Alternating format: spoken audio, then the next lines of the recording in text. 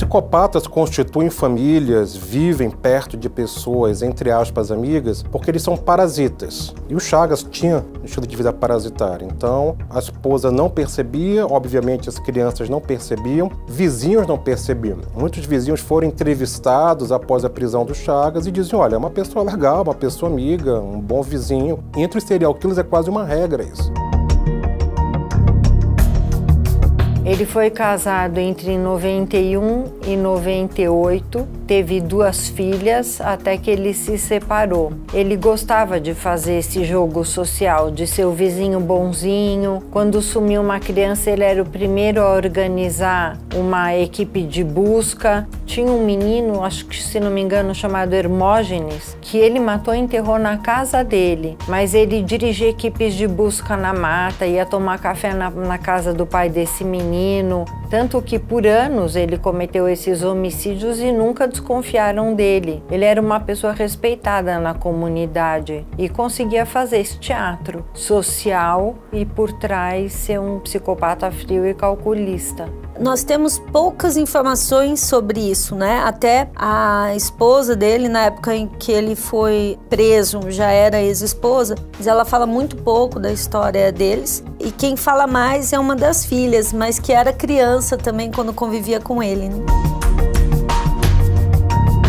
Ele pode ter pensamentos generosos, sempre autorreferentes, que o psicopata é autorreferente. Tudo que ele sente diz relação a ele próprio, não a outra pessoa. Então ele pode ter sido um bom pai, paralelamente a isso um homicida frio e calculista. Ele pode ter amor por essas filhas. Não por quem elas são de fato, mas de uma maneira autorreferente, focada na emoção dele próprio.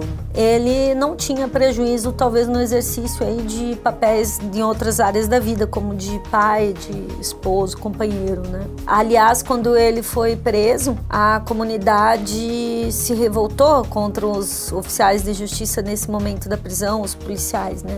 Porque não imaginavam que ele fosse capaz de cometer algo assim, né?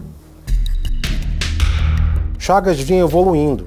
Chagas evoluiu de dar um tiro num garimpeiro, porque ele trabalhou em garimpo, a emascular crianças. Quando eu digo evolução, de uma imaturidade criminal. Quando ele evolui na imaturidade criminal dele, ele deixa 2 vítimas na sua área de convivência. Então Chagas, ele começou, nesse momento, inclusive a se entregar inconscientemente. Ele começou a cometer muitas falhas, por isso ele foi preso.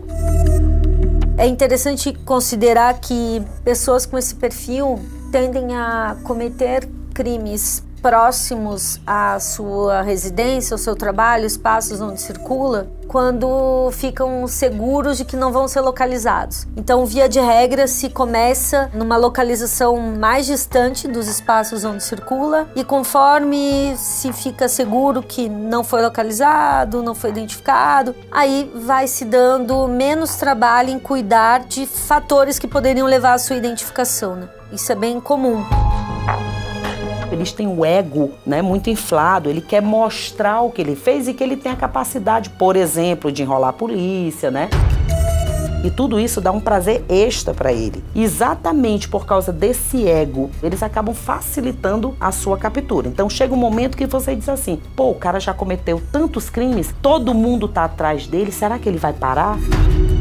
Não, eles não param. Ele está gostando dessa evidência que ele está recebendo e ele acaba executando novamente um crime por causa do prazer que ele alcança, da evidência que eles alcançam. Em vez de eles tentarem esconder mais, acaba aparecendo mais. No primeiro crime, há esse cuidado maior, né, de todos os elementos que poderiam levar à identificação. E aí, conforme a situação vai acontecendo, não vai sendo identificada, ele vai descuidando. Mas ele vai descuidando também porque ele vai perdendo o prazer.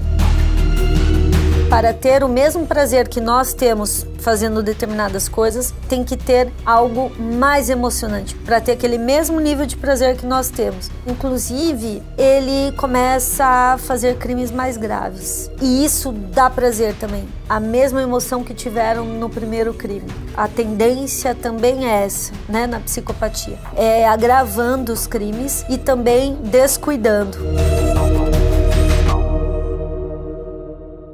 Depois de confessar, né, os crimes que não havia como ele negar, porque a perícia foi muito clara, ele acaba confessando alguns crimes que não estavam sendo investigados até aquele momento.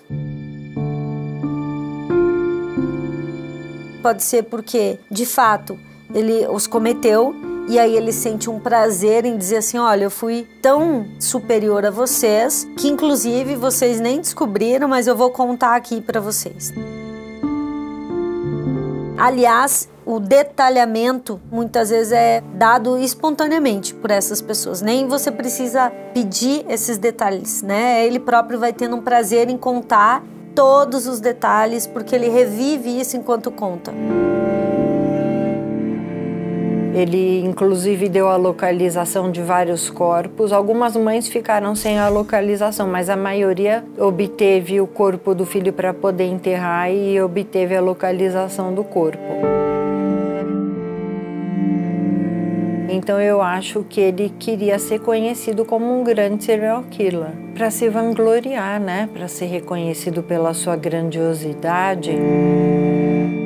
É possível que ele nem tenha cometido os outros crimes e que ele diz que cometeu por conta da notoriedade que ele passa a ter se colocando como autor desses crimes. Porque sim, ele já receberia uma pena, né, gravíssima, falar de outros crimes ou não, em termos de duração de pena, né, seria quase que indiferente. Mas daí ele tem esse status perante a sociedade e a polícia, né?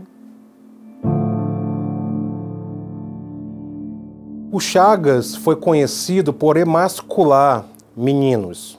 E esse corte gerou muitas dúvidas, porque houve um entendimento na época que só quem poderia fazer um corte daquela natureza era um médico, era um cirurgião, sendo que não.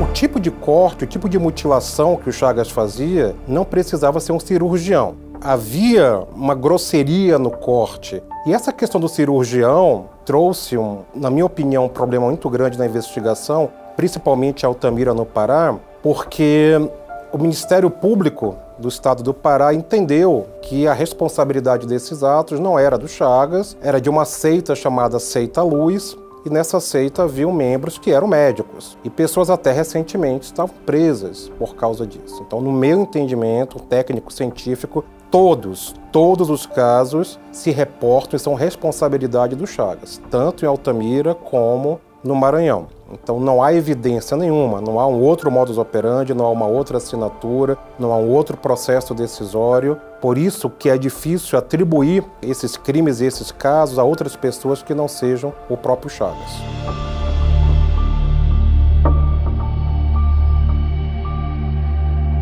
O psicopata, o Chagas especificamente, ele tinha um controle início, meio e fim. Imagina que do dia para a noite você é preso e você tem seu ego inflado, todas as TVs do Brasil e do mundo focado em você, querendo saber o que você fez. Só que na cabeça de um psicopata, que é um narcisista patológico, isso é muita satisfação. Ele obtém muita satisfação com esse holofote todo, e com Chagas não foi diferente. Chagas tinha prazer, sim, total prazer em controlar, em mutilar essas vítimas, em fazer essas vítimas sofrerem. Ele agia com prazer e o indivíduo sádico obtém prazer quando ele causa dor a outra pessoa. Inclusive no Francisco, se você olha as fotografias dele sendo interrogado, dando entrevista, ele tem aquele sorrisozinho, né, de canto de boca, que a gente chama de sorriso delight, porque isso dá um prazer, só em relembrar, só em falar sobre os casos. Mas o Chagas é aquilo que nós temos de pior em termos de comportamento humano. Ele é um serial killer prolixo, com características sádicas e pedofílicas. Era um ritual de tortura muito longo. Há relatos não confirmados, mas há alguns relatos que ele também canibalizava essas vítimas, inclusive de beber o sangue. Ele, em algum momento, confirma isso em ambiente de delegacia, depois ele nega isso, que é muito comum também criminosos em série assumirem seus crimes. Num primeiro momento, nas primeiras semanas, nos primeiros meses, ele começou a falar todos os casos. Ele assumiu todos os casos.